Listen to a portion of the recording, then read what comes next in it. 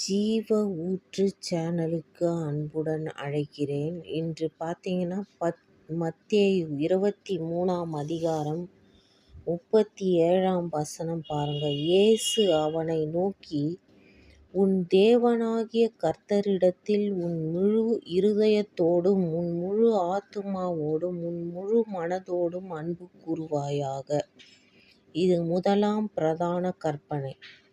இதற்கு ஒப்பாயிருக்கிற இரண்டாம் கற்பனை என்னவென்றால், உன்னிடத்தில் நீ அன்பு கூறுவது போல பிறனிடத்திலும் அன்பு கூறுவாயாக என்பதே. இவ்விரண்டு கற்பனைகளிலும் நியாயப்பிரமாணம் முழுமையும் தீர்க்க தரிசனங்களும் அடங்கியிருக்கிறது. இப்போ பழைய ஏற்பாட்டில் பார்த்தீங்கன்னா 10 கற்பனை மோசே மூலமாக கர்த்தர் கொடுப்பார். அது எல்லாருக்குமே தெரியும். இந்த புதிய உடன்படிக்கை, புதிய ஏற்பாடு அப்படின்ற இதில் இயேசு கொடுத்த கற்பனை அதை சுருக்கி கொடுத்துருக்கார் பாருங்க. உன் தேவனாகிய கர்த்தரிடத்தில் உன் முழு இருதயத்தோடும், உன் முழு ஆத்துமாவோடும், உன் முழு மனதோடும் அன்பு கூறுவாயாக அப்படின்ட்டு சொல்லியிருக்கார். நீங்கள் என்ன பண்ணணும்? உன் தேவனாகிய கர்த்தரிடத்தில் நாம் முழு இருதயத்தோடும் முழு ஆத்துமாவோட அன்பு கூறணும். இதற்கு ஒப்பாயிருக்கிற இரண்டாம் கற்பனை என்னவென்றால், உன்னிடத்தில் நீ அன்பு கூறுவது போல பிறனிடத்திலும் அன்பு கூறுவாயாக. இந்த இரண்டு கற்பனைகளை அழகா இயேசு கிறிஸ்து நம்மளுக்கு சொல்லியிருப்பாங்க.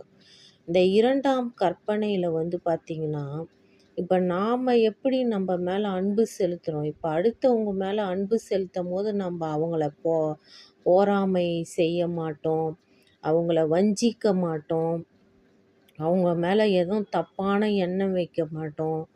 அதுபோல் நம்ம பிறனை அன்பில் நேசித்தால் மற்றவர்களை நம்ம தூஷணம் பண்ண மாட்டோம். அன்பு தான் பிரதானம். நீ எப்படி உன்னிடத்தில் நீ அன்பு கூறுவது போல நீ என்ன பண்ணணும்? பிறனிடத்திலும் அன்பு கூறுவாயாக அப்படின்ட்டு அழகா இயேசு கிறிஸ்து இந்த கற்பனையில் சொல்லியிருக்கிறாரு பாருங்க. இந்த கற்பனை முழு நியாயப்பிரமாணையும் தீர்க்க தரிசனங்களும் இதில் அடங்கியிருக்கிறது. இப்போ நியாயப்பிரமாணம் பழைய ஏற்பாடு.